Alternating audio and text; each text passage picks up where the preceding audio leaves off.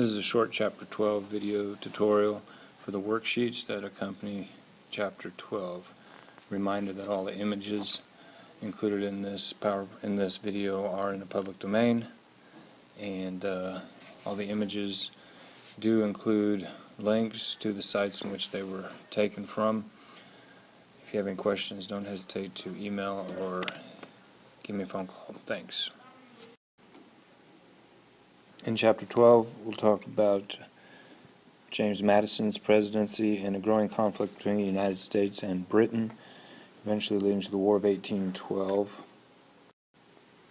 One of the themes that the chapter discusses is a Virginia dynasty. Number 13 here, a Virginia dynasty. These images, these pictures, are the first 4 out of the first 5 presidents, all from the states of Virginia, all from the state of Virginia. So you deal with George Washington, and then the second president is John Adams. John Adams, of course, is from Massachusetts, but Washington, Jefferson, Madison, and Monroe, 1, 2, 3, 4 of the first 5 presidents are all from Virginia. Eventually then we have the 9th president, William Henry Harrison, John Tyler, and Zachary Taylor. There's quite a few presidents originate from the state of Virginia.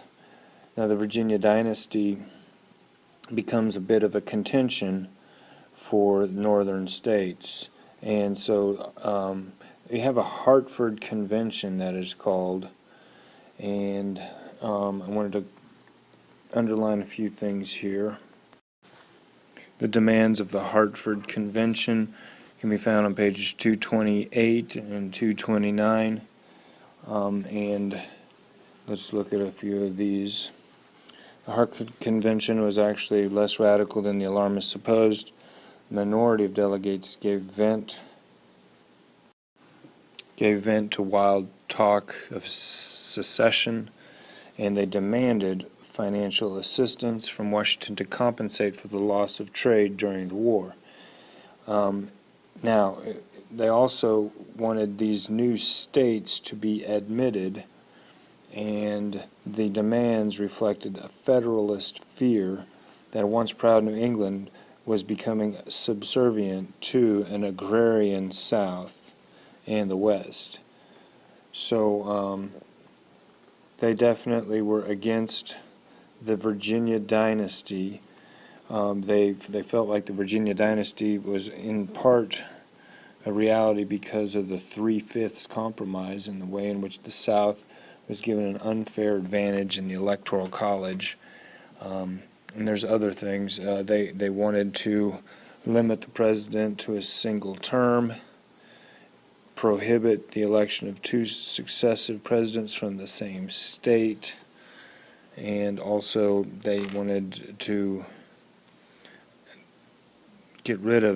abolish the 3/5 clause. So those are the things that the Hartford Convention proposed. So the first part of the chapter talks about the War of 1812 and some of the things that had to be dealt with. I'll talk a little bit more about that in the PowerPoint, but I wanted to point out the answers to number 12 and 13. On the second page of the worksheets, look at number 14, and Napoleon tries to invade Russia.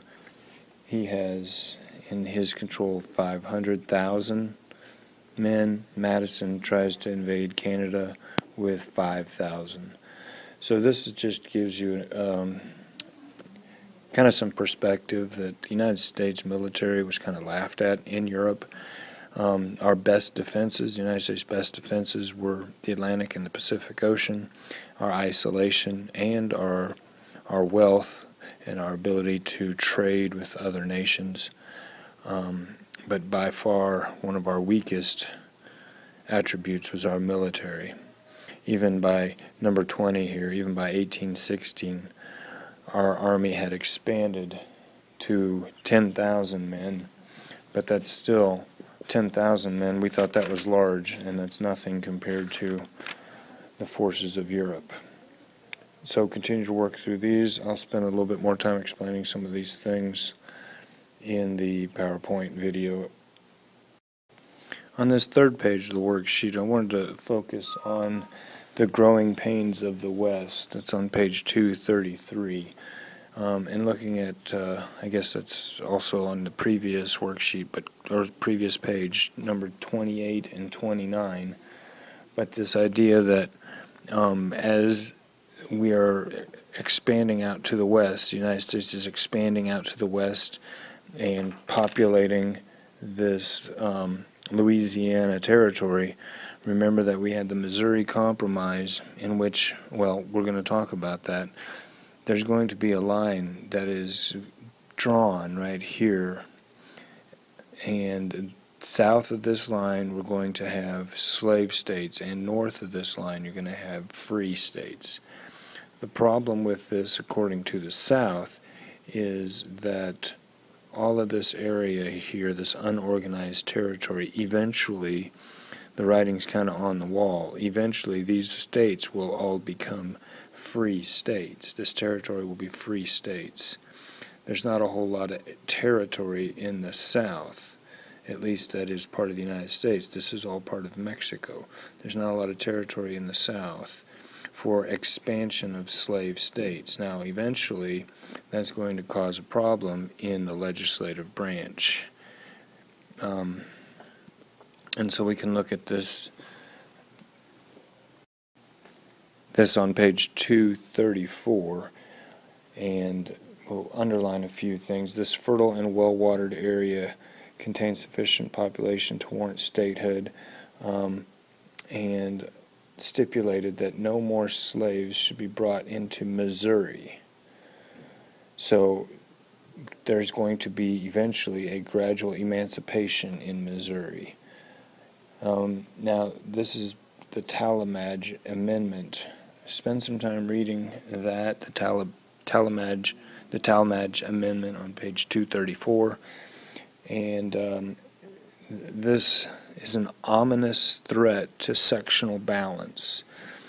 Now, when the Constitution was adopted in 1788, the North and South were running neck and neck in wealth and population, but with every passing decade, the North was becoming wealthier and also highly populated. So this is an advantage that is reflected in the House of Representatives. The House of Representatives is based on population. As the North, as the free states expand in population and in wealth, they're gaining legislative advantages in the House of Representatives. Yet, in the Senate, the South has as much power as the North because it's equal. Each state has 2 votes, regardless of size. So at the time, you have 11 free states and 11 slave states. So while legislation could possibly be passed in the House because of the Northern advantage, that same legislation would fail in the Senate because it is equal. However, that's going to change when you start to look at the map. So if you look at the map and you add these new states, then not only will you continue to have an advantage reflected in the increasing Northern majority in the House, but this 11 free states and 11 slave states, this proportion would continue to change in favor of the free states. So the writing is on the wall for eventually the possibility of emancipation or ending of slavery. So this uneasy Missouri Compromise is something that becomes very important. And we'll look more at that with the PowerPoint video. We'll also bring up the Missouri Compromise later as we get closer to the Civil War, and it will become kind of a big deal as well. On the last page, I just wanted to call your attention to a couple of famous quotes. One here by Thomas Jefferson. These are quotes regarding the Missouri Compromise, or the question of Missouri entering the Union. And even the prediction by John Quincy Adams, John Adams' son, that I take it for granted that the present question about Missouri is a mere preamble, a title page to this great, tragic volume. Many of these founding fathers and early leaders did predict that you can only compromise so many times. Eventually, the question of slavery will erupt into a probable civil war. That concludes short video accompaniment for Chapter 12 textbook questions.